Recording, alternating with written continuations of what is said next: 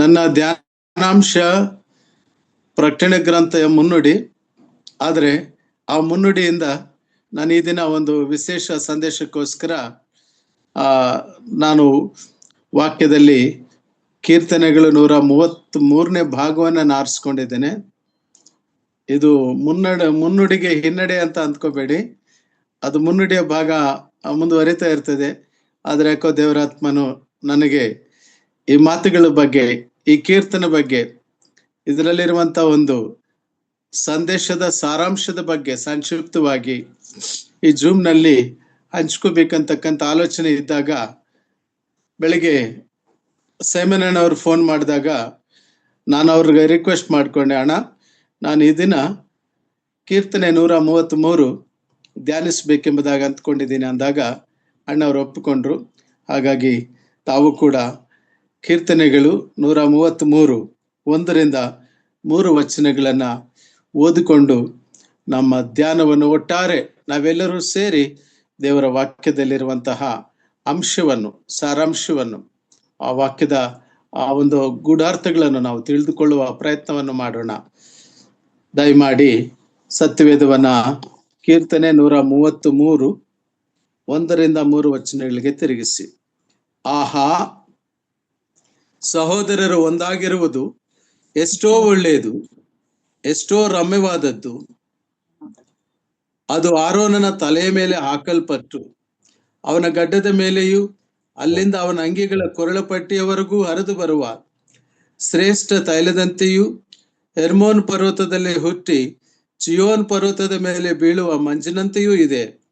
ಅಲ್ಲಿ ಆಶೀರ್ವಾದವೂ ಜೀವವು ಸದಾ ಕಾಲ ಇರಬೇಕೆಂದು ಯೆಹೋವನು ಆಜ್ಞಾಪಿಸಿದ್ದಾನೆ. ಚಿಕ್ಕ ಪ್ರಾರ್ಥನೆ ಮಾಡಿಕೊಳ್ಳೋಣ. ಕರುಣಾಮಯನು, ಪ್ರೀತಿಯುಳ್ಳ ನಮ್ಮ ಪರಲೋಕ ತಂದೆ ಆ ದೇವರೇ, ನಿನ್ನ ದಿವ್ಯ ವಾಕ್ಯಾಮೃತ ಸಾರಾಂಶವನ್ನು ನಾವು ಗ್ರಹಿಸ್ಕೊಳ್ಳಿಕ್ಕಾಗುವಂತೆ ಕರ್ತನೆ ದೇವರೇ, ನೀನು ನಮ್ಮ ಆತ್ಮನೇತ್ರಗಳನ್ನು ತೆರೆ ಮಾಡು, ನಮ್ಮ ಸಂಗಡ ಮಾತನಾಡು ಸ್ವಾಮಿ. ದೇವರೇ, ನೀನು ಮಾತನಾಡಿದ್ರೆ ಜೀವವು, ನೀನು ಮಾತನಾಡಿದ್ರೆ ಶ್ರೇಷ್ಠವು. ಜೀವಿಳ್ಳಂತ ನಿನ್ನ ಮಾತುಗಳಲ್ಲಿರುವಂತ ಜೀವವನ್ನ ಕರ್ತನೆ ನಾವು ಸ್ವೀಕರಿಸಿಕೊಂಡು ಉಜ್ಜೀವ ಹೊಂದುವಂತೆ, ಭಕ್ತಿ ಸಂಜೀವನ ಉಂಟಾಗುವಂತೆ ನೀನು ಸಹಾಯ ಮಾಡಬೇಕೆಂದು ನಮ್ಮ ಕರ್ತನು ನಮ್ಮ ರಕ್ಷಕನಾದ ಯೇಸು ಕ್ರಿಸ್ತ ಅವರ ಅತಿ ಪರಿಶುದ್ಧ ನಾಮದಲ್ಲಿ ಸ್ತೋತ್ರ ಸಮರ್ಪಿಸಿ ಬೇಡಿಕೊಳ್ಳುತ್ತೇವೆ ನಮ್ಮ ಪರಲೋಕದ ತಂದೆಯೇ. ಆಮೇನ್, ಆಮೇನ್. ಕರ್ತನಲ್ಲಿ ಪ್ರಿಯ ದೇವಜನರೇ, ಈ ಕೀರ್ತನೆಗಳು ಬಹಳ ಪ್ರಮುಖವಾದಂತ, ಬಹಳ ಪ್ರಶಸ್ತವಾಗಿರ್ತಕ್ಕಂಥ ವಾಕ್ಯ ಭಾಗಗಳಾಗಿ ಇದು ಒಂದು ಲಿಟರಲ್ ಪರ್ಸ್ಪೆಕ್ಟಿವ್ ನಲ್ಲಿ, ಸಾಹಿತ್ಯ ದೃಷ್ಟಿಕೋನದಿಂದ ಪದ್ಯ ರೂಪದಲ್ಲಿ ಬರೆಸಲ್ಪಟ್ಟಂತವು ಮತ್ತು ಇವು ಆಯಾ ಮ್ಯೂಸಿಕಲ್ ಇನ್ಸ್ಟ್ರೂಮೆಂಟ್ಸ್ ಮೇಲೆ ಹಾಡ್ತಕ್ಕಂಥ ಒಂದು ಸಂಗೀತ ವಾದ್ಯಗಳಿಂದ ಹಾಡ್ತಕ್ಕಂಥ ಕೀರ್ತನೆಗಳು.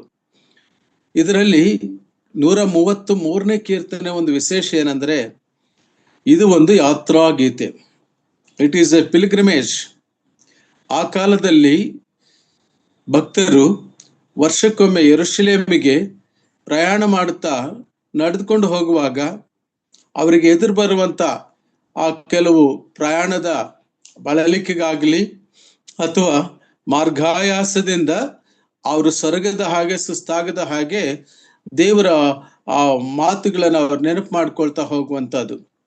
ಕೀರ್ತನೆ 120ನೇ ಕೀರ್ತನೆಯಿಂದ 134ನೇ ಕೀರ್ತನೆವರೆಗೂ ಇರುವ ಎಲ್ಲಾ ಕೀರ್ತನೆಗಳಲ್ಲಿ ಕನ್ನಡ ಭಾಷೆಯಲ್ಲಿ ಬಹಳ ಅದ್ಭುತವಾಗಿ ಯಾತ್ರಾ ಗೀತೆ ಎಂಬುದಾಗಿ ಶಿರೋನಾಮ, ಆ ಶೀರ್ಷಿಕೆ ಬರೆಯಲ್ಪಟ್ಟಿರುವಂತದ್ದನ್ನು ನಾವು ಕಾಣ್ತೇವೆ.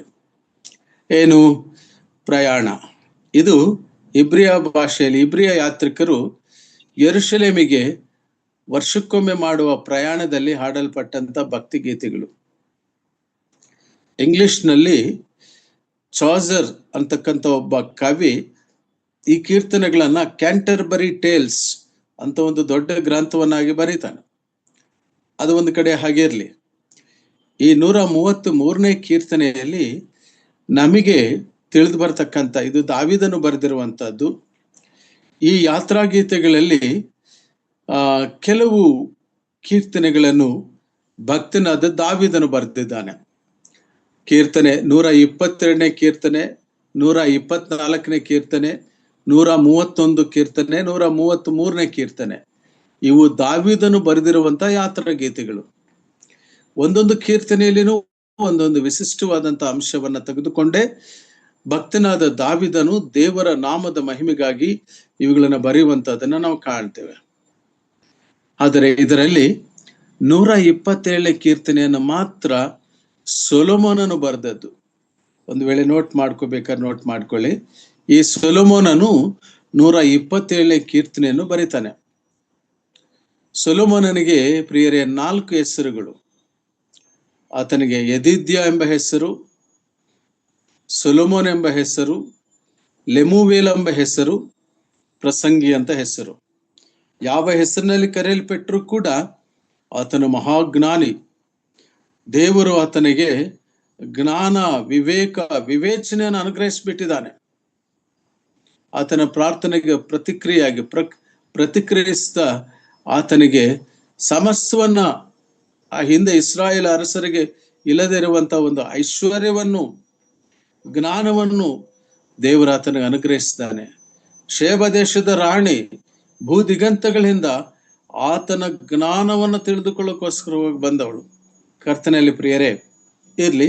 ಈಗ ನಾವು ನಮ್ಮ ಈ ಕೀರ್ತನೆಗೆ ಬರುವಾಗ 133ನೇ ಕೀರ್ತನೆಯಲ್ಲಿ ದಾವೀದನು ಐಕ್ಯತೆಯ ಬಗ್ಗೆ, ಆಹಾ, ದ ವೆರಿ ಬಿಗಿನಿಂಗ್ ಈಸ್, ಆಶ್ಚರ್ಯವಾಗಿರುವುದು ಏನಾದರೂ ಇದ್ರೆ ಆಹಾ ಅಂತೀವಲ್ಲ, ಹಾಗೆ ಆಹಾ ಅಂದ್ರೆ ಸಹೋದರರೆಲ್ಲ ಆ ಪ್ರಯಾಣದಲ್ಲಿ ಒಟ್ಟಿಗೆ ಸಾಗ್ತಾ ಇದ್ದಾರೆ, ಐಕ್ಯತೆಯಿಂದ ಹೋಗ್ತಾ ಇದ್ದಾರೆ, ಒಬ್ಬರನ್ನೊಬ್ರು ಉಪಚರಿಸ್ತಿದ್ದಾರೆ.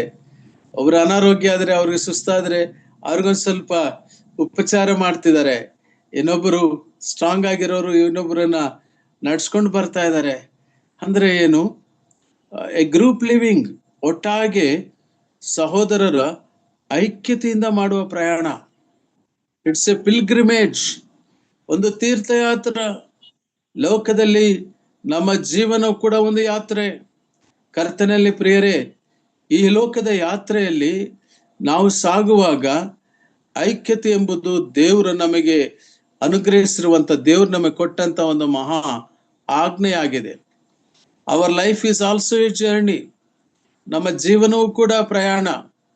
ವ್ಯತ್ಯಾಸ ಏನಂದ್ರೆ, ಅವರು ಯೆರೂಸಲೇಮು, ಯಹಲೋಕದಲ್ಲಿರುವ ಯೆರೂಸಲೇಮು ಪ್ರಯಾಣ ಆದರೆ ನಾವು ಹೊಸ ಯೆರೂಸಲೇಮು, ನೂತನ ಆಕಾಶ, ನೂತನ ಭೂಮಂಡಲ, ಪರಲೋಕದ ಪ್ರವಾಸ, ಆ ಒಂದು ಜೀವನ, ಆ ಒಂದು ಪ್ರಯಾಣ, ಈ ಒಂದು ಯಾತ್ರಾ ನಮ್ಮ ಜೀವನ ಆಗಿದೆ. ವಿಶ್ವಾಸಿಯ ಜೀವಿತ ಕರ್ತನಲ್ಲಿ ಪ್ರಿಯರೇ ಕರ್ತನ ಕೈಯಲ್ಲಿ ಉಂಟು. ಆತನ ನಡೆಸುವಂತನಾಗಿರ್ತಾನೆ. ಆದ್ದರಿಂದ ಕೆಲವು ಸಂಗತಿಗಳನ್ನು ನಾವು ಸತ್ಯವೇದದಲ್ಲಿ 3 ಅಂಶಗಳಾಗಿ ವಿಂಗಡಣೆ ಮಾಡಿಕೊಳ್ಳೋಣ ಈ ಕೀರ್ತನೆಯನ್ನು ಅರ್ಥ ಮಾಡ್ಕೊಳ್ಳೋದಕ್ಕೆ.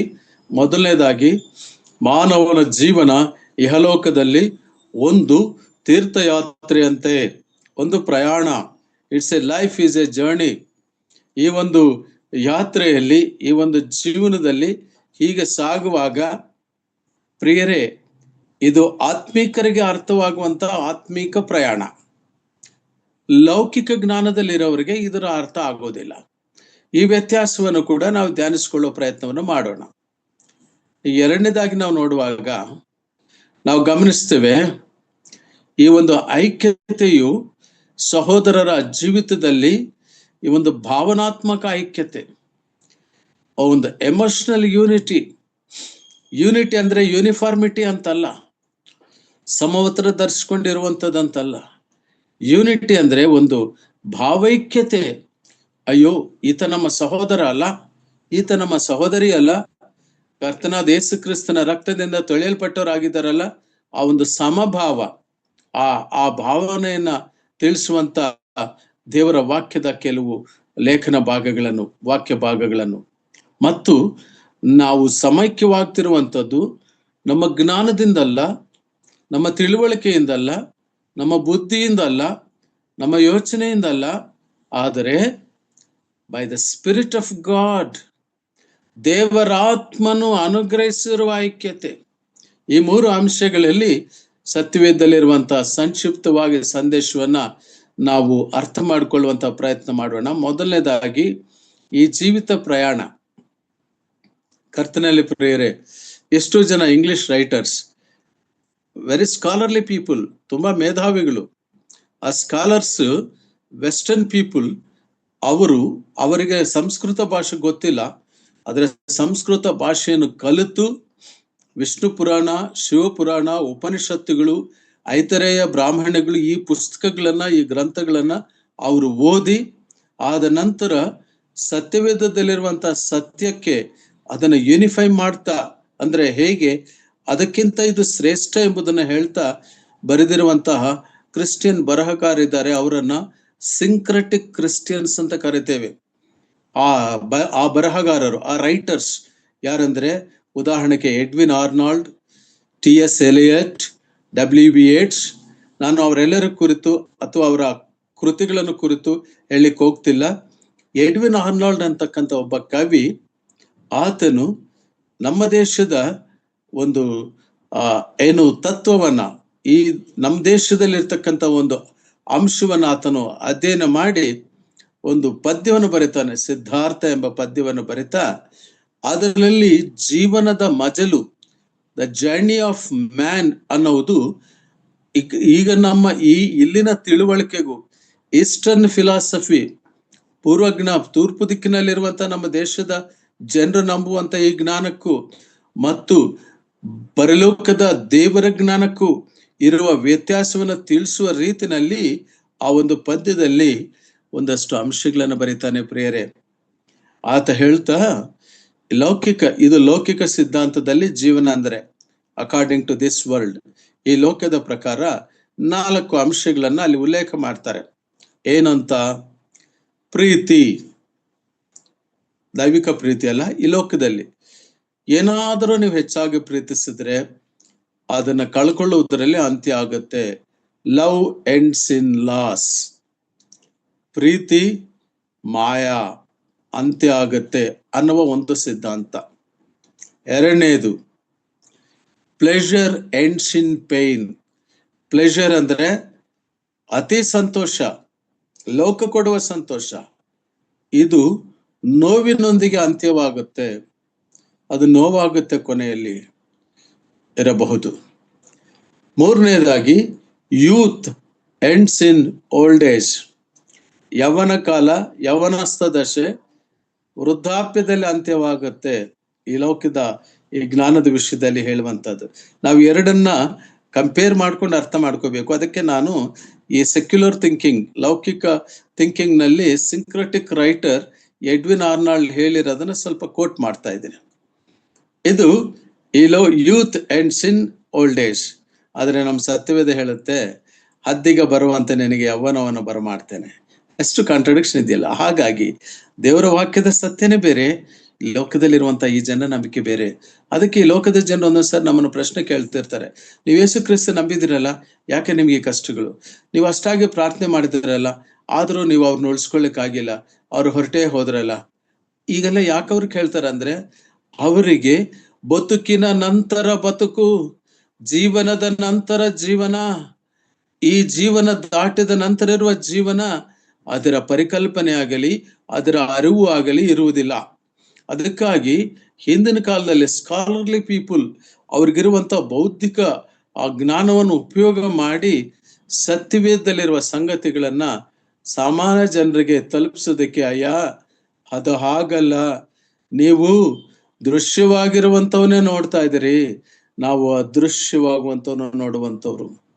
ನೀವು ಕಣ್ಣಿಗೆ ಕಾಣುವುದರ ಮೇಲೆ ದೃಷ್ಟಿ ಇಟ್ಟಿರುವಂತವ್ರು, ನಾವು ಕಣ್ಣಿಗೆ ಕಾಣದೇ ಇರುವವುಗಳ ಮೇಲೆ ದೃಷ್ಟಿ ಇಟ್ಟಿರುವಂತವ್ರು. ನಂಬಿಕೆಯ ಜೀವನ, ಈ ವಿಷಯಗಳನ್ನ ಹೇಳಲಿಕ್ಕೋಸ್ಕರವಾಗಿ ಅನೇಕರು ಅವರ ಜೀವಿತಗಳನ್ನ ಬಲಿದಾನ ಮಾಡಿದ್ದಾರೆ. ಈ ಸತ್ಯವೇದವನ್ನ ನಮ್ಮ ಭಾಷೆಯಲ್ಲಿ ಅರ್ಥ ಮಾಡ್ಕೊಳ್ಳಿಕ್ಕೆ ಆಗುವಂತೆ ಬರೆದಿರುವ ಎಷ್ಟೋ ಜನ ಬರಹಗಾರರು ಅವರ ಜೀವನವನ್ನೇ ಮುಡುಪಾಗಿಟ್ಟರು. ಕರ್ತನಲ್ಲಿ ಪ್ರಿಯರೇ, ಈ ಜ್ಞಾನ ಕರ್ತನ ಕೊಟ್ಟದ್ದು. ಮತ್ತು ಅವರು 4ನೇ ಸಿದ್ಧಾಂತ ಹೇಳ್ತಾರೆ, ಲೈಫ್ ಎಂಡ್ಸ್ ಇನ್ ಡೆತ್. ಈ ಜೀವನ ಸಾವಿನೊಂದಿಗೆ ಅಂತ್ಯ ಆಗುತ್ತೆ. ಸೆಸೇಷನ್ ಆಫ್ ಸಫರಿಂಗ್ ಅಂತ, ನೋವಿನ ಮುಕ್ತಾಯವೇ ಸಾವು ಅಂತ ಈ ಲೌಕಿಕವಾದಂತ ಸೈದ್ಧಾಂತಿಕ ನಂಬಿಕೆ. ಪ್ರಿಯರೇ, ಈ ಎಲ್ಲವನ್ನ ಕೂಡ ಆ ಕರ್ತನ ಅಂತ ಯೇಸು ಕ್ರಿಸ್ತನ ಆ ದಿವ್ಯ ಮಾರ್ಗದಲ್ಲಿ, ಆ ಸತ್ಯ ಮಾರ್ಗದಲ್ಲಿ ಹೋಗುವಂತ ನಮಗೆ ಒಂದು ಖಾತ್ರಿ ಇರಬೇಕು, ಇದು ಅಲ್ಲ ಜೀವನ. ಅದಕ್ಕೆ ಹೇಳ್ತಾನೆ ಪ್ರಸಂಗಿ ಗ್ರಂಥಕರ್ತ, but real life begins after death. ನಿಜವಾದಂತ ಜೀವನ ಮರಣದ ನಂತರ ಅದು ಸಂಭವಿಸುತ್ತದೆ. ನಾವು ಕರ್ತನಿಗೆ ಲೆಕ್ಕ ಒಪ್ಪಿಸಬೇಕು, ನಾವು ಕರ್ತನ ಮುಂದೆ ನಿಲ್ಲಬೇಕು.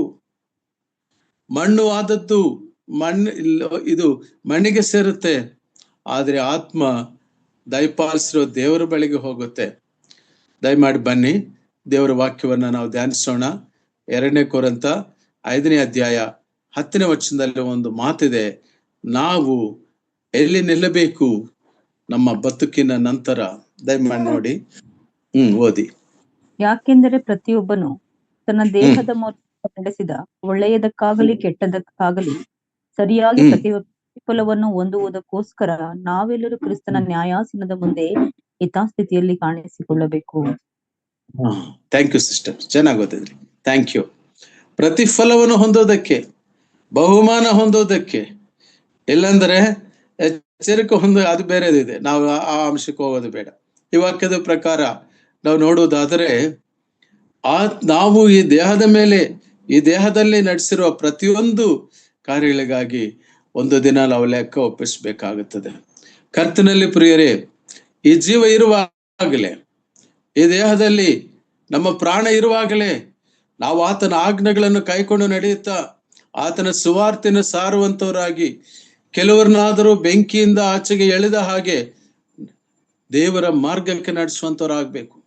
ಕರ್ತನಲ್ಲಿ ಪ್ರಿಯ ದೇವಜನರೇ, ನನ್ನ 34 ವರ್ಷದ ಈ ಒಂದು ಸೇವಾ ಜೀವಿತದಲ್ಲಿ ನನ್ನ ಒಂದು ಅತ್ಯಂತ ಟರ್ನಿಂಗ್ ಪಾಯಿಂಟ್, ಮಹತ್ತರಾದ ತಿರುವು ಏನಂದ್ರೆ, 2009ನಲ್ಲಿ ಪ್ರಿಸನ್ ಮಿನಿಸ್ಟ್ರಿಗೆ ದೇವರ ದಯೆಯಿಂದ ಆಯಾ ಸೆರೆಮನೆಗಳಿಗೆ ಹೋಗುವ ಅವಕಾಶ, ಅಲ್ಲಿ ಹೋಗಿ ಸುವಾರ್ತೆ ಸಾರುವ ಅವಕಾಶ ಸಿಕ್ತು. ಅಲ್ಲಿ ಹೋಗಿ ನೋಡಿದಾಗ ನಿರಕ್ಷರ ಕುಕ್ಷಿಗಳು, ಎಷ್ಟೋ ಜನ ನಿರಪರಾಧಿಗಳು ಕೂಡ ಅಲ್ಲಿದ್ದಾರೆ. ಅವರನ್ನು ತಲುಪೋರಾಗ್ಲಿ, ಅವ್ರಿಗೆ ಶುಭವಾರ್ತೆನ ಸಾರುವಂತರಾಗ್ಲಿ ಇರುವುದಿಲ್ಲ. ಕರ್ತನ ನಮಗಾದರೂ ಈ ಒಂದು ಶ್ರೇಷ್ಠವಾದ ರಕ್ಷಣೆಯನ್ನು ಕೊಟ್ಟಿದ್ದಾನೆ. ಬದುಕಿನ ನಂತರ ಬದುಕು ದೇವರು ನಮಗೆ ಅನುಗ್ರಹಿಸಿದ್ದಾರೆ. ನಮಗೆ ಪ್ರತಿಫಲ ಕೊಡ್ತಾರೆ, ಬಹುಮಾನ ಕೊಡ್ತಾರೆ. ನಾವು ಯೋಚನೆ ಮಾಡ್ತಾ ಬಂದೆವು. ಎಫೆಸ ಸಭೆಯಲ್ಲಿ, ಸ್ಮರಣ ಸಭೆಗೆ ಬಂದಾಗ ನಾವು ಪ್ರಕಟಣೆ ಗ್ರಂಥ 1ನೇ ಅಧ್ಯಾಯ ನಾವು ಧ್ಯಾನಿಸ್ತಾ, 2ನೇ ಅಧ್ಯಾಯದಲ್ಲಿ ಧ್ಯಾನಿಸ್ತಾ ಬಂದೆವು. ಸ್ಮರಣ ಸಭೆಗೆ ನಾವು ನೋಡ್ತೀವಿ, 2ನೇ ಅಧ್ಯಾಯ 10ನೇ ವಚನದಲ್ಲಿ, ಸಾಯಬೇಕಾದರೂ ನಂಬಿಕಸ್ಥನಾಗಿರೋ ನಾನು ನಿನಗೆ ಜೀವವೆಂಬ ಜಯಮಾಲೆಯನ್ನು ಕೊಡುವೆನು. ಆ ಜಯಮಾಲೆಗೋಸ್ಕರವಾಗಿ ಅಪೊಸ್ತಲನಾದ ಪೌಲನು ಹೇಳ್ತಾನೆ, ನನಗೆ ನೀತಿ ಕಿರೀಟವು ನನಗೆ ಲಭ್ಯವಾಗ್ತದೆ, ನಾನು ಸಿದ್ಧನಾಗ್ತಾ ಇದ್ದೇನೆ, ಪಾನಾರ್ಪಣವಾಗಿ ನಾನು ಹೊಯ್ಯಲ್ಪಡ್ತಾ ಇದ್ದೇನೆ. See the prospective thinking. ಅವ್ರಿಗಿರ್ತಕ್ಕಂಥ ಆ ಒಂದು ಮರಣದ ನಂತರ ಜೀವನ, ಆ ಜೀವನದ ಪರಿಕಲ್ಪನೆ, ಆ ಜೀವನದ ದೃಷ್ಟಿಕೋನ, ಆ ಜೀವನದ ಒಂದು ಗುರಿ, that is the spirit of God that God has given to us. ಅದಕ್ಕೆ ಯಹಲೋಕದ ಪ್ರಯಾಣದಲ್ಲಿ ನಾವು ಆತನ ಮುಂದೆ ನಿಲ್ಲಬೇಕೆಂಬುದನ್ನ ದೃಷ್ಟಿಯಲ್ಲಿಟ್ಟುಕೊಂಡು ಯೆರೂಸಲೇಮಿಗೆ ಇವರು ಪ್ರಯಾಣ ಮಾಡ್ತಿದ್ದಾರೆ. ನಮ್ಮ ಯೆರೂಸಲೇಮು ಅಬ್ರಹಾಮ ಎದುರು ನೋಡುವ ಯೆರೂಸಲೇಮ್ ತರ ಇರುವಂತಹದ್ದು. ಅಬ್ರಹಾಮನು ಆ ಪರಲೋಕ ಪಟ್ಟಣವನ್ನು ಆ ಕಾಲದಲ್ಲಿ ಅವರು ಎದುರು ನೋಡ್ತಿದ್ದರು. ಮೋಶೆ ಆ ಕಾಲದಲ್ಲಿ ಎದುರು ನೋಡ್ತಿದ್ದರು. ಪ್ರಿಯರೇ, ಅದಕ್ಕೆ ಸ್ವಾಮಿ ಕೂಡ ಹೇಳ್ತಾರೆ, ಅಯ್ಯ, ನಿಮ್ಮ ಜೀವನದಲ್ಲಿ ನೀವು ಅಳವಡಿಸ್ಕೊಳ್ಳಬೇಕಾಗಿರೋದು ಏನು ಗೊತ್ತೇ? ದಯಮಾಡಿ ನೋಡ್ರಿ, ಮತ್ತಾಯನ ಬರೆಸುವಾರ್ತೆ 12ನೇ ಅಧ್ಯಾಯ 36-37 ವಚನಗಳು. Matthew chapter 12 verse 36 and 37. ಇದಲ್ಲದೆ ನಾನು ನಿಮಗೆ ಹೇಳುವುದೇನೆಂದರೆ, ಮನುಷ್ಯರು ಸುಮ್ಮನೆ ಹಾಡುವ ಪ್ರತಿಯೊಂದು ಮಾತಿನ ವಿಷಯವಾಗಿ ನ್ಯಾಯ ವಿಚಾರಣೆಯ ದಿನದಲ್ಲಿ ಉತ್ತರ ಕೊಡಬೇಕು. ನಿನ್ನ ಮಾತುಗಳಿಂದಲೇ ನೀತಿವಂತನೆಂದು ತೀರ್ಪು ಹೊಂದಿವಿ, ನಿನ್ನ ಮಾತುಗಳಿಂದಲೇ ಅಪರಾಧಿ ಎಂದು ತೀರ್ಪು ಹೊಂದಿವಿ ಅಂದನು. ಶಿಷ್ಯರಿಗೆ ಹೇಳಿದ್ದು ನಮ್ಮ ಕರ್ತನಾದ ಯೇಸು ಕ್ರಿಸ್ತನು ಆ ಕಾಲದಲ್ಲಿ, ಅಯ್ಯ, ನಿನ್ನ ಮಾತುಗಳಿಂದ ನೀನು ನೀತಿವಂತನೆಂದು ನಿರ್ಣಯ ಹೊಂದುತ್ತಿ, ನಿನ್ನ ಮಾತುಗಳಿಂದ ನೀನು ಅಪರಾಧಿ ಎಂಬ ನಿರ್ಣಯ ಇರುತ್ತಿ. ಅಂದರೆ ಆ ಇಸ್ರಾಯೇಲ್ ಜನಾಂಗಕ್ಕೆ, ಆ ಯೆಹೂದ ಜನಾಂಗಕ್ಕೆ ಅವರ ಜೀವನ ಶೈಲಿಯ ಕುರಿತು ಆ ರೀತಿ ಹೇಳಲೇಬೇಕಾಗಿತ್ತು. ಅಂದರೆ ಕರ್ತನಾದ ಯೇಸು ಕ್ರಿಸ್ತನಲ್ಲಿರುವ ನಮಗೆ ಅಪರಾಧ ನಿರ್ಣಯವು ಇಲ್ಲವೇ ಇಲ್ಲ. ರೋಮಾಪುರ 8:1-2 ಅದು ಸರಿ. ಆದರೆ ಕರ್ತನಾಂತ ಯೇಸು ಕ್ರಿಸ್ತನು ಹೇಳಿರುವಂತ ಮಾತಿನ ಅಂಶ ಏನಂದ್ರೆ, ನಾವು ಮಾತನಾಡುವ ಮಾತುಗಳ ಬಗ್ಗೆ ಹಿತವಾಗಿಯೂ ಮಿತವಾಗಿಯೂ ಮತ್ತು ವಾಕ್ಯಾನುಸಾರವಾಗಿ ಆತ್ಮಾನುಸಾರವಾಗಿ ಮಾತನಾಡುವ ರೀತಿಯಲ್ಲಿ ಪ್ರಯತ್ನಿಸುವಂತರಾಗಬೇಕು. ಅದಕ್ಕೆ ನಿಮ್ಮ ಮಾತು ಇಂಪಾಗಿರ್ಬೇಕೆಂಬುದಾಗಿ ಒಂದು ಕಡೆ ಬರೆಯಲ್ಪಟ್ಟಿದೆ. ನಿಮ್ಮ ಮಾತು ರುಚಿಯಾಗಿರ್ಬೇಕೆಂಬುದಾಗಿ ಬರೆಯಲ್ಪಟ್ಟಿದೆ.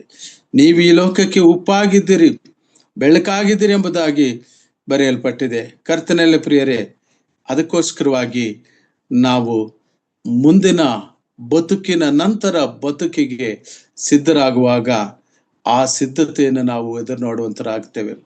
ಇನ್ನೊಂದು ಅಂಶವನ್ನು ನಾವು ನೋಡಿ ಎರಡನೇ ಮೇನ್ ಪಾಯಿಂಟ್ಗೆ ಹೋಗೋಣ. ಮೊದಲನೇ ಮೇನ್ ಪಾಯಿಂಟ್ ಜೀವನದ ಪ್ರಯಾಣ.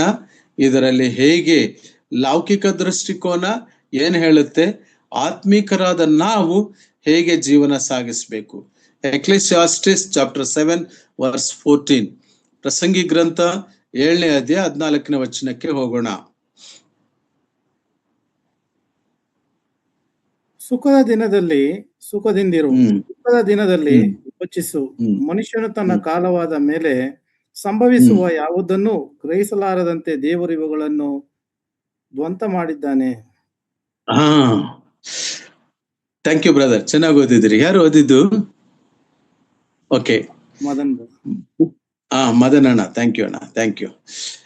ದೇವರು ಮನುಷ್ಯನು ತಾನು ಕಾಲವಾದ ಮೇಲೆ ಏನು ಸಂಭವಿಸುತ್ತಂತ ಈಗೇನಾದ್ರೂ ಗೊತ್ತಿದ್ರೆ ಇವನ ಈಗಿನ ಜ್ಞಾನದಲ್ಲಿ, ಈ AI ಟೆಕ್ನಾಲಜಿನಲ್ಲಿ ಏನೇನೋ ಮಾಡಿಬಿಡೋನು. ಹಾಗಾಗಿ ದೇವರು, ಅಯ್ಯ ನಿಮಗೆ ಅದು ಏನು ಮುಂದೆ ಅನ್ನೋದು ಗೊತ್ತಾಗದ ಹಾಗೆ ಇರ್ಲಿಕ್ಕಾಗಿ ದ್ವಂದ್ವ ಮಾಡಿದ್ದೇನೆ. ಏನನ್ನು ದ್ವಂದ್ವ ಮಾಡಿದ್ದೇನೆ ಅಂದ್ರೆ, ಸುಖ ದುಃಖ ಎರಡನ್ನು ದ್ವಂದ್ವ ಮಾಡಿ, ಕ್ಲಬ್ ಮಾಡಿ. ಅದಕ್ಕೆ ಹೇಳ್ತಾನೆ ಸೊಲೊಮೋನನು, life is A mixture of joys and sorrows. ಜೀವನ ಸುಖ ದುಃಖಗಳ ಸಂಗಮ. ಸುಖ ದುಃಖ ಈ ಎರಡರ ಸಮಾಗಮದಲ್ಲೇ ಇವನು ಜೀವನ ಸಾಗ್ತಾ ಇರಬೇಕು. ಇದರಲ್ಲಿ ದೈವಿಕ ಚಿಂತನೆ ಇಲ್ಲವನಾಗಿ, ಆತ್ಮೀಕ ಚಿಂತನೆ ಇಲ್ಲವನಾಗಿ, ದೇವರ ಆಜ್ಞೆಗಳ ಅನುಸಾರವಾಗಿ ಈ ಜೀವನ ವಾಹಿನಿ ಸಾಗ್ತಾ ಇರಬೇಕು. ಹೊಸ ಯೆರೂಸಲೇಮ ಪ್ರಯಾಣ. ಈ ಯೆರೂಸಲೇಮ ಪ್ರಯಾಣಕ್ಕೆ ಇವರು ಭಕ್ತಿ ಗೀತೆಗಳನ್ನು ಹಾಡ್ತಾ ಹೋದರೆ, ನಮ್ಮ ಪರಲೋಕದ ಪ್ರಯಾಣಕ್ಕೆ ನಮ್ಮ ಕರ್ತನಾದ ಯೇಸು ಕ್ರಿಸ್ತನು ಆತನು ಸಾರಿ ಹೇಳಿರುವಂತ ಆ ವಚನಗಳನ್ನು, ಆ ವಾಕ್ಯಗಳನ್ನು ದಿನಂಪ್ರತಿ ನಾವು ಧ್ಯಾನಿಸಿಕೊಂಡು ಆ ವಾಕ್ಯದಿಂದ ನಾವು ಶುದ್ಧರಾಗಿ, ಆ ವಾಕ್ಯದಿಂದ ನಾವು ಬೆಳಗಿಸಲ್ಪಟ್ಟವರಾಗಿ, ಆ ವಾಕ್ಯದ ಬಲದಿಂದ ನಾವು ತುಂಬಿಸಲ್ಪಟ್ಟವರಾಗಿ, ಮಾತನಾಡುವ ಪ್ರತಿ ಮಾತಿನ ವಿಷಯದಲ್ಲಿಯೂ ಕೂಡ ಒಂದು ವಿಘ್ನತೆಯು, ಒಂದು ಪ್ರಾಜ್ಞತೆಯು, ಒಂದು ತಿಳುವಳಿಕೆಯು ಇಲ್ಲವರಾಗಿರ್ಬೇಕೆಂಬುದಾಗಿ ದೇವರ ವಾಕ್ಯ ನಮಗೆ ಬೋಧಿಸುವಂತದ್ದಾಗಿದೆ. ಪ್ರಿಯರೇ, ಎರಡನೇ ಅಂಶಕ್ಕೆ ನಾನು ಬರ್ತೇನೆ. ಎರಡನೇ ಅಂಶಕ್ಕೆ ಬರುವಾಗ ದಯಮಾಡಿ ನೋಡ್ರಿ, ಕೀರ್ತನೆಗಳು 133 1ನೇ ವಚನ. ಸಹೋದರರು ಒಂದಾಗಿರುವುದು ಎಷ್ಟೋ ಒಳ್ಳೆಯದು, ಎಷ್ಟೋ ರಮ್ಯವಾದದ್ದು. ಇನ್ನೊಂದು ಭಾಷಾಂತರದಲ್ಲಿ ಎಷ್ಟೋ ಮನೋಹರವಾಗಿದೆ ಎಂಬುದು ಬರೆಯಲ್ಪಟ್ಟಿದೆ. ಮನಸ್ಸು ಮನೋಹರವಾಗಿದೆ ಅಂದ್ರೆ ಹೃದಯ ತುಂಬಾ ಸಂತೋಷವಾಗಿರುವಂತಹದ್ದು. ಕರ್ತನಲ್ಲಿ ಪ್ರಿಯರೇ, ಈ ಒಂದಾಗಿ ಹೋಗಿ ಅಂತ ಹಳೆ ಒಡಂಬಡಿಕೆಯಲ್ಲಿ ಮೊಟ್ಟ ಮೊದಲು ಜಗಳ ಆಡಬೇಡ್ರಿ ಅಂತ ಹೇಳಿರೋ ವ್ಯಕ್ತಿ ಯಾರು ಗೊತ್ತೇ? ಪರವಾಗಿಲ್ಲ, ಅನ್ಮ್ಯೂಟ್ ಮಾಡ್ಕೊಂಡು ಯಾರಾದ್ರೂ ಹೇಳಿ ಸಮಯ ಸಿಕ್ಕಿದ್ರೆ. ಆದಿಕಾಂಡ ಪುಸ್ತಕ 45ನೇ ಅಧ್ಯಾಯ 45 ಅಣ್ಣ, ಅದಕ್ಕಿಂತ ಹಿಂದೆ ಆದಿಕಾಂಡದಲ್ಲಿ. ಥ್ಯಾಂಕ್ ಯು, ಅದು ಅಲ್ಲಿ ಇದೆ. 45ನೇ ಅಧ್ಯಾಯ 24ನೇ ವಚನ. ಯೋಸೇಫನು ಓದಿರಿ ಆ ಮಾತು. ಆದಿಕಾಂಡ ಪುಸ್ತಕ 45ನೇ ಅಧ್ಯಾಯ 24ನೇ ವಚನ. ಆಗ ತನ್ನ ಅಣ್ಣ ತಮ್ಮಂದಿರಿಗೆ ನೀವು ದಾರಿಯಲ್ಲಿ ಜಗಳ ಮಾಡಬೇಡಿರಿ ಎಂದು ಬುದ್ಧಿ ಹೇಳಿ ಅವರಿಗೆ ಹೋಗುವುದಕ್ಕೆ ಅಪ್ಪಣೆ ಕೊಟ್ಟನು. ಅವರು ಥ್ಯಾಂಕ್ ಯು ಬ್ರದರ್. ಅಣ್ಣ ತಮ್ಮಂದರು ಗುಂಡಿಯಲ್ಲಿ ಹಾಕಿದರು. ಯೋಸೇಫನ ಜೀವಿತ ದೇವರು ಅಲ್ಲಿಂದ ಎಬ್ಬಿಸಿದರು.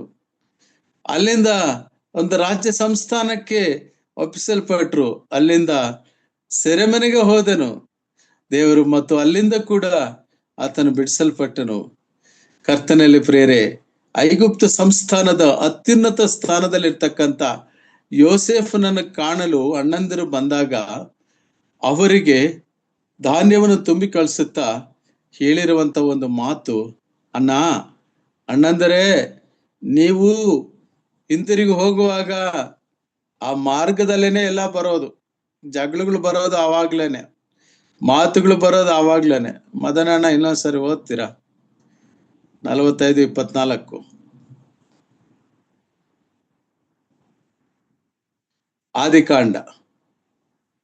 ಆಗ ತನ್ನ ಅಣ್ಣ ತಮ್ಮಂದಿರಿಗೆ ನೀವು ದಾರಿಯಲ್ಲಿ ಜಗಳ ಮಾಡಬೇಡಿರಿ ಎಂದು ಬುದ್ಧಿ ಹೇಳಿ ಅವರಿಗೆ ಹೋಗುವುದಕ್ಕೆ ಅಪ್ಪಣೆ ಕೊಟ್ಟನು. ಅವರು ಹೊರಟು ಹೋದರು. ಹೌದು, ಅವರಿಗೆ ಬುದ್ಧಿ ಹೇಳಿದ್ದು ನೀವು ಜಗಳ ಆಡಬೇಡ್ರಿ ದಾರಿಯಲ್ಲಿ. ಪರಲೋಕದ ಪ್ರಯಾಣ ಹೋಗ್ತಕ್ಕಂತ ಸಹೋದರರು ನಾವು. ಈ ಲೋಕವೇ ನಮ್ಮದು ಎಂಬುದಾಗಿ ನಂಬಿಕೆಯಲ್ಲಿ ಬದುಕುವಂತವ್ರಲ್ಲ. ಪರಲೋಕದ ಪ್ರಯಾಣ ಹೊರಡುವಂತ ನಾವುಗಳು ಕ್ಷಣಕಾಲದ ಈ ಲೋಕದ ಸುಖ ಭೋಗಗಳಿಗಾಗ್ಲಿ ಅಥವಾ ಇನ್ನೇನೋ ವಿಷಯಗಳಿಗಾಗ್ಲಿ ಈ ರೀತಿ ಜಗಳಗಳು ಆದಾಗ ದೇವರಾತ್ಮನು ಇಷ್ಟಪಡ್ತಾನೆಯೇ? ನೋಡ್ರಿ, ಅದಕ್ಕೆ ನಮ್ಮ ಕರ್ತನಾದ ಯೇಸು ಕ್ರಿಸ್ತನ ಒಂದು ಮಾತನ್ನ ಹೇಳ್ತಾನೆ. ಯೋಹಾನ್ ಸುವಾರ್ತೆ 17ನೇ ಅಧ್ಯಾಯ 22ರಿಂದ 24 ವಚನ. ಹೊಸ ಒಡಂಬಡಿಕೆಗೆ ಹೋಗೋಣ. ಯೋಹಾನ್ ಸುವಾರ್ತೆ. ನಾವು ಒಂದಾಗಿರುವ ಪ್ರಕಾರ ಅವರು ಒಂದಾಗಿರಬೇಕೆಂದು ನೀನು ನನಗೆ ಕೊಟ್ಟಿರುವ ಮಹಿಮೆಯನ್ನು ನಾನು ಅವರಿಗೆ ಕೊಟ್ಟಿದ್ದೇನೆ. ನಾನು ಅವರಲ್ಲಿಯೂ ನೀನು ನನ್ನಲ್ಲಿಯೂ ಇರಲಾಗಿ ಅವರ ಐಕ್ಯವು ಪೂರ್ಣ ಸಿದ್ಧಿಗೆ ಬರುವುದರಿಂದ ನೀನು ನನ್ನನ್ನು ಕಳುಹಿಸಿಕೊಟ್ಟಿದ್ದಿ ಎಂದು ನೀನು ನನ್ನನ್ನು ಪ್ರೀತಿಸಿದಂತೆ ಅವರನ್ನೂ ಪ್ರೀತಿಸಿದ್ದಿ ಎಂದು ಲೋಕಕ್ಕೆ ತಿಳಿದು ಬರುವುದು. ಪೂರ್ಣ ಸಿದ್ಧಿ ಉಂಟಾಗುವಂತೆ ಲೋಕಕ್ಕೆ ತಿಳಿದು ಬರಬೇಕಾದ್ರೆ ಕ್ರಿಸ್ತ ನಂಬಿಕೆಯುಳ್ಳಂತ ಸಹೋದರ ಸಹೋದರಿಯರು ಒಬ್ಬರನ್ನೊಬ್ಬರು ಪರಸ್ಪರ ಐಕ್ಯತೆಯಿಂದ ಇರಬೇಕು ಪ್ರಿಯರೇ. ಈ ಐಕ್ಯತೆಯು ಭಾವನೆಯಲ್ಲಿ ಬರುವಂತ ಐಕ್ಯತೆ ಆಗಬೇಕು. ಭಾವನಾತ್ಮಕವಾದ ಐಕ್ಯತೆಯು ಉಕ್ಕಿ ಬರಬೇಕಾಗಿರುವ ಅವಶ್ಯಕತೆಯನ್ನು ಕಾಣ್ತೇವೆ. This is Christ centric unity. ಕರ್ತನಾದ ಯೇಸು ಕ್ರಿಸ್ತನು ಆತನ ರಕ್ತದ ಮೂಲಕವಾಗಿ ನಮ್ಮನ್ನು ಕೊಂಡುಕೊಂಡಿರೋದ್ರಿಂದ ಬಂದಿರುವಂತ ಐಕ್ಯತೆ. ಇಹಲೋಕದಲ್ಲಿ ಯೂನಿಯನ್ಸ್ ಇವೆ. ರೈಲ್ವೆ ಎಂಪ್ಲಾಯೀಸ್ ಯೂನಿಯನ್ ಅಂತ ಇರ್ತದೆ, ಟೀಚರ್ಸ್ ಎಂಪ್ಲಾಯೀಸ್ ಯೂನಿಯನ್ ಅಂತ ಇರ್ತದೆ. ಆಯಾ ಕುಲ ಮತಗಳ ಆಧಾರದ ಮೇಲೆ ಆಯಾ ಒಂದು ಸಂಘ ಸಂಸ್ಥೆಗಳು ಇರ್ತವೆ. ಆದ್ರೆ ಆ ಐಕ್ಯತೆ ಆ ಕುಲದ ಬಲದ ಮೇಲೆ ಇರುವಂತ ಐಕ್ಯತೆ ಆಗಿರ್ತದೆ. ಆ ಐಕ್ಯತೆ ಆ ಎಂಪ್ಲಾಯೀಸ್ ಯೂನಿಟಿ ಮೇಲೆ ಇರುವಂತದ್ದಾಗಿರ್ತದೆ. ಆದ್ರೆ ಕರ್ತನಲ್ಲಿ ಪ್ರಿಯರೇ, ನಮ್ಮಲ್ಲಿರುವ ಐಕ್ಯತೆಯ ಬಲ ಯಾವುದು ಗೊತ್ತೇ? ದಯಮಾಡಿ ನೋಡಿ. ಸಿಸ್ಟರ್ ಓದಿ, ಸಿಸ್ಟರ್ ಓದಮ್ಮ. ಪ್ರಕಟಣೆ ಗ್ರಂಥ 5ನೇ ಅಧ್ಯಾಯ 9ನೇ ವಚನ. ಪ್ರಕಟಣೆ ಗ್ರಂಥ 5ನೇ ಅಧ್ಯಾಯ 9ನೇ ವಚನ. ಅವರು ಹೊಸ ಹಾಡನ್ನು ಹಾಡುತ್ತಾ, ನೀನು ಸುರುಳಿಯನ್ನು ತೆಗೆದುಕೊಂಡು ಅದರ ಮುದ್ರೆಗಳನ್ನು ಒಡೆಯುವುದಕ್ಕೆ ಯೋಗ್ಯನೇ. ನೀನು ಯಜ್ಞಾರ್ಪಿತನಾಗಿ ನಿನ್ನ ರಕ್ತದಿಂದ ಸಕಲ ಕುಲ ಭಾಷೆ ಪ್ರಜೆ ಜನಾಂಗಗಳವರಿಂದ ಮನುಷ್ಯರನ್ನು ದೇವರಿಗಾಗಿ ಕೊಂಡುಕೊಂಡಿ. ಇನ್ನೊಂದು ಸಾರಿ ಅಲ್ಲಿ ಅಲ್ಲ ಸಿಸ್ಟರ್, ಯಜ್ಞಾರ್ಪಿತನಾಗಿ ಅಲ್ಲಿಂದ ಓದಿ. ಯಜ್ಞಾರ್ಪಿತವಾಗಿ ನೀನು ನಿನ್ನ ರಕ್ತದಿಂದ ಸಕಲ ಕುಲ ಭಾಷೆ. ಆ ಪದ ಮಾತ್ರ ಅಂಡರ್ಲೈನ್ ಮಾಡ್ಕೊಳ್ಳಿ. ರಕ್ತದಿಂದ, ನಿನ್ನ ರಕ್ತದಿಂದ, ಕರ್ತನಾದ ಯೇಸು ಕ್ರಿಸ್ತನ ರಕ್ತದಿಂದ. ಈಗ ಮೈನ್ ಲೈನ್ಗೆ ಬರೋಣ ಅರ್ಥ ಮಾಡ್ಕೊಳ್ಳೋದಕ್ಕೆ. ಸಕಲ ಕುಲ ಭಾಷಾ ಜನಾಂಗ.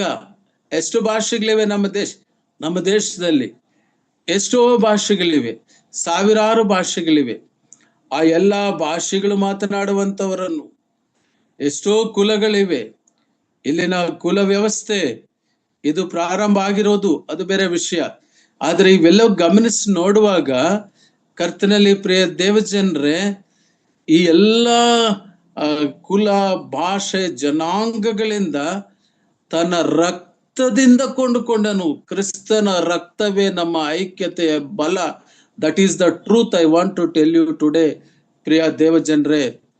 ಕ್ರಿಸ್ತನ ರಕ್ತ ನಮ್ಮ ಐಕ್ಯತೆಯ ಶಕ್ತಿ, ಕ್ರಿಸ್ತನ ರಕ್ತ ನಮ್ಮ ಐಕ್ಯತೆಯ ಬಲ. ನನ್ನ ಸಹೋದರ, ನನ್ನ ಸಹೋದರಿ, ಕರ್ತನಾದ ಯೇಸು ಕ್ರಿಸ್ತನ ರಕ್ತ ಆಕೆಗಾಗಿ, ಆತನಿಗಾಗಿ ಸುರಿಸಲ್ಪಟ್ಟಿದೆ. 100 ರೂಪಾಯಿ ನೋಟು ತೆಗೆದು ನೀವು ನೋಡಿದ್ರೆ 15 ಭಾಷೆಗಳಲ್ಲಿ ಇದರ ಬೆಲೆ ಏನು ಅಂತ ಬರೆಯಲ್ಪಟ್ಟಿದೆ. 500 ರೂಪಾಯಿ ನೋಟು ತಗೊಂಡು ನೋಡಿದ್ರೆ ಅಲ್ಲಿ ಕೂಡ 15 ಭಾಷೆಗಳಲ್ಲಿ ಅದರಲ್ಲಿ 500 ರೂಪಾಯಿಗಳು, 100 ರೂಪಾಯಿಗಳು ಅಂತ ನಮ್ಮ ಕನ್ನಡ ಭಾಷೆಯಲ್ಲಿ ಕೂಡ ಬರೆಯಲ್ಪಟ್ಟಿದೆ. How truth it is. ಸತ್ಯವೇದದ ಸತ್ಯ ಎಷ್ಟು ನಿತ್ಯ ಸತ್ಯ. We need to unify people. ಜನರನ್ನ ಕರ್ತನ ರಕ್ತ ತರ್ಪಣದ ಪ್ರಾಮುಖ್ಯತೆಯ ಗ್ರಹಿಕೆಗೆ ತಂದು ಈ ರಕ್ತದ ಮೂಲಕವಾಗಿ ಆತನು ಕೊಂಡುಕೊಂಡನು. ನಾವು 100 ರೂಪೀಸ್, 500 ರೂಪೀಸ್, 1000 ರೂಪೀಸ್ ಏನೋ ಕೊಟ್ಟು ಕೊಂಡ್ಕೊಳ್ತೀವಿ. ಆದ್ರೆ ನಮ್ಮನ್ನ ಪಾಪದಿಂದ ಪರಿಹಾರ ಮಾಡ್ಲಿಕ್ಕಾಗಿ, ಯಹಲೋಕದ ಅಂಧಕಾರ ಶಕ್ತಿಗಳಿಂದ ಬಿಡುಗಡೆ ಮಾಡೋದಕ್ಕೋಸ್ಕರವಾಗಿ ಹಣ ಚೆಲ್ಲಿದ್ದು ಕರ್ತನಾದ ಯೇಸು ಕ್ರಿಸ್ತನ ಕೊನೆಯ ಹನಿಯ ರಕ್ತದ ತನಕ ಪ್ರಿಯರೇ. That is the Christ centric unity. ದಾವೀದನು ಪ್ರವಚನಾತ್ಮಕವಾಗಿ 133ನೇ ಕೀರ್ತನೆಯಲ್ಲಿ ಸಹೋದರರು ಒಂದಾಗಿರುವುದು ಎಷ್ಟು ರಮ್ಯ, ಆಹಾ ಅಂತ ಹೇಳಬೇಕಾದ್ರೆ ಈ ಐಕ್ಯತೆಯನ್ನು ಆತನು ಪ್ರವಚನಾತ್ಮಕವಾಗಿ ದೃಷ್ಟಿಸಿದನು ಪ್ರಿಯರೇ. ಆದ್ದರಿಂದಲೇ ದೇವರ ಸಂಕಲ್ಪ, it is the God's plan, God's thoughts. ಭೂ ಪರಲೋಕಗಳಲ್ಲಿರುವ ಸಮಸ್ತ ಒಂದಾಗಬೇಕೆಂಬುದು. ದಯಮಾಡಿ ಓದಿ ಅಕ್ಕ, ಸಿಸ್ಟರ್. ಎಫೆಸದವರಿಗೆ ಬರೆದ ಪತ್ರಿಕೆ 1ನೇ ಅಧ್ಯಾಯ 9ರಿಂದ 12ನೇ ವಚನ ತನಕ. ಎಫೆಸ 1ನೇ ಅಧ್ಯಾಯ 9ರಿಂದ 12ನೇ ವಚನ ತನಕ. ಇನ್ನೂ ಹೆಚ್ಚಾಗಿ ನಮಗೆ ತೋರಿಸಿದ್ದಾನೆ. ತಾನು ಕಾಲವು ಪರಿಪೂರ್ಣವಾದಾಗ ನಿರ್ವಹಿಸಬೇಕಾದ ಒಂದು ಕೃಪೆಯುಳ್ಳ ಸಂಕಲ್ಪವನ್ನು ಆತನು ಕ್ರಿಸ್ತನಲ್ಲಿ ಮೊದಲೇ ನಿಷ್ಕರ್ಷ ಮಾಡಿಕೊಂಡಿದ್ದನು. ಅದೇನೆಂದರೆ, ಭೂ ಪರಲೋಕಗಳಲ್ಲಿರುವ ಸಮಸ್ತವನ್ನು ಕ್ರಿಸ್ತನಲ್ಲಿ ಒಂದಾಗಿ ಕೂಡಿಸಬೇಕೆಂಬುದೇ. ಇನ್ನು ಇದೆ, ಚೆನ್ನಾಗಿದೆ, ಓದೋಣ. ಆದ್ರೆ ನಮ್ಮ ಸಮಯದ ಮಿತಿ. ಸಮಸ್ತವು ಕ್ರಿಸ್ತನಲ್ಲಿ ಒಂದಾಗಿದೆ. The unification in the name of our lord Jesus Christ, ಕರ್ತನಾದ ಯೇಸು ಕ್ರಿಸ್ತನಲ್ಲಿ. ಪ್ರಿಯರೇ, ನಾವೆಲ್ಲರೂ ಒಂದಾಗಿ ಪ್ರಾರ್ಥಿಸಬೇಕು. ಯುನೈಟೆಡ್ ಪ್ರೇಯರ್ ಮೀಟಿಂಗ್ಸ್ ಅಂತ ಮಾಡ್ತಾರೆ. ದೇಹಗಳೆಲ್ಲ ಸೇರ್ತವೆ, ಆದ್ರೆ ಹೋಗುವಾಗ ಒಬ್ಬರ ಮೇಲೆ ಒಬ್ಬರಿಗೆ ದ್ವೇಷಾಗ್ನಿ ಹರಡ್ತಾ ಇರ್ತದೆ. ಅವ್ರು ಹಾಗೆ, ಇವ್ರು ಹೀಗೆ. ಅದೇ ಹೇಳಿದ್ನಲ್ಲ ಯೋಸೇಪ, ದಾರಿಯಲ್ಲಿ ಹೋಗುವಾಗ ಜಗಳ ಆಡ್ಕೋಬೇಡ್ರಿ ಅಂತ. ನಮ್ಮ ಶರೀರ ಹಾಗಾಗಿ ನಮ್ಮನ್ನು ಇಣುಕು ನೋಡ್ತಾ ಇರ್ತದೆ. ನಮ್ಮ ಆತ್ಮೀಯ ಜೀವಿತಕ್ಕೆ ನಮ್ಮ ಪ್ರಥಮ ಶತ್ರು ಯಾರು ಗೊತ್ತೇ? ನಮ್ಮ ಶರೀರವೇ. ಅದನ್ನ ನಾವು ಕರ್ತನಾದ ಯೇಸು ಕ್ರಿಸ್ತನಲ್ಲಿ ಸಾಯಿಸ್ಬೇಕು. We need to live for Christ. ಕರ್ತನಾದ ಯೇಸು ಕ್ರಿಸ್ತನ, ಆತನಿಗಾಗಿ ನಾವು ಬದುಕುವಂತ ಬದುಕನ್ನ ನಾವು ನಿರ್ಣಯಿಸಿಕೊಳ್ಳಬೇಕು ಪ್ರಿಯರೇ. ಕೀರ್ತನೆ 133 ಕೊನೆಯ ವಚನದಲ್ಲಿ ನಾವು ನೋಡುವಾಗ, ಅಹರೋನು ಗಡ್ಡದ ಆ ಯಾಜಕತ್ವದ ಸೂಚನೆಯಾಗಿ ಬರುವ ತೈಲದಂತೆ, ಅದೊಂದು ತೈಲಾಭಿಷೇಕ. ತೈಲವು ಪವಿತ್ರಾತ್ಮನಿಗೆ ಸಂಕೇತ. ನಾವು ಕರ್ತನಾದ ಯೇಸು ಕ್ರಿಸ್ತನಿಂದ ಆಜ್ಞಾಪಿತರಾಗಿ ಐಕ್ಯತೆಯನ್ನು ಹೊಂದುತ್ತೇವೆ. ಕರ್ತನಾದ ಯೇಸು ಕ್ರಿಸ್ತನ ರಕ್ತದ ಮೂಲಕವಾಗಿ ನಾವು ಐಕ್ಯತೆಯನ್ನು ಹೊಂದುವಂತರಾಗುತ್ತೇವೆ. ಮತ್ತು ಕರ್ತನಾದ ಯೇಸು ಕ್ರಿಸ್ತನು, ಆತನು ಅನುಗ್ರಹಿಸಿರುವಂತಹ ಸಹಾಯಕಾತ್ಮನು, ಪವಿತ್ರಾತ್ಮನು ನಮ್ಮನ್ನು ಒಂದುಗೂಡಿಸಿದ್ದಾನೆ ಈಗ ಆಲ್ರೆಡಿ. ದಯಮಾಡಿ ಓದಿ ಎಫೆಸದವರಿಗೆ ಬರೆದ ಪತ್ರಿಕೆ 4ನೇ ಅಧ್ಯಾಯ 4ರಿಂದ 6 ವಚನಗಳು. ಯಾರಾದರೂ ತೆಗೆದಿರೋರು ಓದಿ. ಎಫೆಸ 4ನೇ ಅಧ್ಯಾಯ 4-6. ನೀವೆಲ್ಲರೂ ಒಂದೇ ದೇಹಕ್ಕೆ ಸೇರಿದವರು, ಒಬ್ಬನೇ ಆತ್ಮನನ್ನು ಹೊಂದಿದವರು, ಒಂದೇ ಪದವಿಯನ್ನು ನಿರೀಕ್ಷಿಸುವುದಕ್ಕೆ ಕರೆಯಲ್ಪಟ್ಟವರು, ನಿಮ್ಮೆಲ್ಲರಿಗೂ ಕರ್ತನು ಒಬ್ಬನೇ, ಭರವಸವು ಒಂದೇ, ಸ್ನಾನ ದೀಕ್ಷೆ ಒಂದೇ, ಎಲ್ಲರಿಗೂ ಸಾಕು ಬ್ರದರ್. ಕೊನೆ ವಚನಕ್ಕೆ ಬಂದಾಗ ನಮಗೆ ಪವಿತ್ರಾತ್ಮನಿಂದ ಉಂಟಾದ ಐಕ್ಯವನ್ನು ಕಾಪಾಡಿಕೊಳ್ಳಿರಿ. ಆ ಪದ ಇದೆ, ಆ ವಚನ ಓದಿ, ಅದೊಂದು ವಚನ. ಪವಿತ್ರಾತ್ಮನಿಂದ ಉಂಟಾದ ಐಕ್ಯವನ್ನು ನೀವು ಕಾಪಾಡಿಕೊಳ್ಳಿರಿ. ಪವಿತ್ರಾತ್ಮನ ಐಕ್ಯತೆಯನ್ನು ಕೊಟ್ಟಿದ್ದಾನೆ. ಈ ಜೂಮ್ ಆಪ್ ಅಲ್ಲಿ ನನ್ನ ಜೊತೆ ಸೇರಿ ಬಂದಿರುವಂತ ನನ್ನ ಪ್ರಿಯ ಸಹೋದರ ಸಹೋದರಿಯರೇ, ತಮ್ಮೆಲ್ಲರಿಗೂ ಇದೆಲ್ಲ ಚೆನ್ನಾಗಿ ಗೊತ್ತು, ಇದೆಲ್ಲ ವಾಕ್ಯ ಚೆನ್ನಾಗಿ ಗೊತ್ತು. ಆದ್ರೆ ಇಟ್ ಈಸ್ ಓನ್ಲಿ ಒಂದು ಚಿಕ್ಕ ಜ್ಞಾಪಕ, ಒಂದು ಮೆಮರಿ ಮಾಡ್ಕೊಳ್ತಾ, ದೇವರ ಆತ್ಮನು ನಮ್ಮಲ್ಲಿಟ್ಟಿದ್ದಾನೆ. ಆ ಪವಿತ್ರಾತ್ಮನಿಂದ ಉಂಟಾಗುವಂತ ಐಕ್ಯತೆಯು ಆತನ ಅನುಗ್ರಹಿಸಿದ್ದಾನೆ. ಅದನ್ನು ನಾವು ಕಾಪಾಡಿಕೊಂಡು ಹೋಗ್ಬೇಕು. ಹೇಗೆ ಅದನ್ನ ಕಾಪಾಡಿಕೊಳ್ಳುತ್ತೇವೆ? ನಮ್ಮ ಜೀವನ ಶೈಲಿ ಪ್ರಾರ್ಥನೆಗೆ ಒಪ್ಪಿಸಿಕೊಡ್ಬೇಕು. ಪ್ರೇಯರ್ಫುಲ್ ಯೂನಿಟಿ ಇನ್ ಪ್ರೇಯರ್. ಮತ್ತಾಯನ ಬರೆದ ಸುವಾರ್ತೆ 18ನೇ ಅಧ್ಯಾಯ 19ನೇ ವಚನದಲ್ಲಿ ವಚನ ತೆಗೆ ಅವಶ್ಯಕತೆ ಇಲ್ಲ, ನಾವು ಅದನ್ನೆಲ್ಲ ಕಾಣ್ತೇವೆ. ಭೂಲೋಕದಲ್ಲಿ ಇಬ್ಬರು ಒಂದೇ ಮನಸ್ಸುಳ್ಳವರಾಗಿ ಏನನ್ನು ಬೇಡಿಕೊಳ್ಳುತ್ತಾರೋ ಅದು ಪರಲೋಕದಲ್ಲಿ ಅದು ಬಿಚ್ಚಲ್ಪಡುವುದು. What a great God we have. ಕರ್ತನಲ್ಲಿ ಪ್ರಿಯರೇ, ಈ ದಿನದ ಸಂದೇಶ ನಮ್ಮ ಜೀವನ ಹೊಸ ಯೆರೂಸಲೇಮಿಗೂ ಪ್ರಯಾಣ. ಈ ಪ್ರಯಾಣದಲ್ಲಿ ದೇವರ ಆಜ್ಞೆಗಳನ್ನು ಅನುಸರಿಸಿ ನಡೆಸಬೇಕು. ಈ ಲೋಕವು ಹೇಳುವ ನೀತಿಗಳ ಪ್ರಕಾರ ನಾವು ಹೋಗಬಾರದು. ದೈವಿಕ ಸತ್ಯ ಹೇಳುವ ನೀತಿಯನ್ನೇ ನಾವು ಅವಲಂಬಿಸಿಕೊಂಡು ಹೋಗ್ಬೇಕು. ಸಿಂಕ್ರಾಟಿಕ್ ಕ್ರಿಸ್ಟಿಯಾನಿಸಂ ಅಂದ್ರೆ ಈ ಲೋಕದಲ್ಲವೆಲ್ಲ ಇದ್ರೂ ಕೂಡ ಅದನ್ನ ನಾವು ತಿಳ್ಕೊಂಡಿದ್ರು ಅದರಂತೆ ಹೋಗದೆ ಸತ್ಯದ ಪ್ರಕಾರ ನಮ್ಮ ಬದುಕನ್ನ ಸಾಗಿಸಬೇಕು. ಅಷ್ಟು ಮಾತ್ರವಲ್ಲ, ಕ್ರಿಸ್ತನ ರಕ್ತದಿಂದ ನಾವು ತೊಳೆಯಲ್ಪಟ್ಟವರಾಗಿದ್ದೇವೆ ಎಂಬುದಾಗಿ ನಮ್ಮ ಐಕ್ಯತೆಯ ಬಲ ಕರ್ತನಾದ ಯೇಸು ಕ್ರಿಸ್ತನ ರಕ್ತವೇ ಎಂಬುದನ್ನು ನೆನಪು ಮಾಡಿಕೊಳ್ಳೋಣ. ಕೊನೆಯದಾಗಿ, ಕರ್ತನಾದ ಯೇಸು ಕ್ರಿಸ್ತನ ಪರಿಶುದ್ಧಾತ್ಮನ ಮೂಲಕವಾಗಿ ನಾವು ಒಂದಾಗಿದ್ದೇವೆ ಎಂಬುದನ್ನು ನೆನಪು ಮಾಡಿಕೊಂಡು ಈ ಐಕ್ಯತೆಯನ್ನು ಕಾಪಾಡಿಕೊಳ್ಳುತ್ತಾ ಏಕ ಮನಸ್ಸುಳ್ಳವರಾಗಿ ಈ ಜೂಮ್ ಆಪ್ ಅಲ್ಲಿ ನಾವೆಲ್ಲರೂ ಕೂಡ ಒಬ್ಬರಿಗೊಬ್ಬರು ಪರಸ್ಪರ ಹಿತಚಿಂತಕರಾಗಿ, ಪ್ರೀತಿಯುಳ್ಳವರಾಗಿ, ಐಕ್ಯತೆಯುಳ್ಳವರಾಗಿ ಕರ್ತನ ಮಾರ್ಗದಲ್ಲಿ ನಡೆಯೋ ಹಾಗೆ ದೇವರಾತ್ಮನು ತಾನೇ ಸಹಾಯ ಮಾಡಲಿ. ಥ್ಯಾಂಕ್ ಯು ವೆರಿ ಮಚ್ ಅಣ್ಣ. Thank you.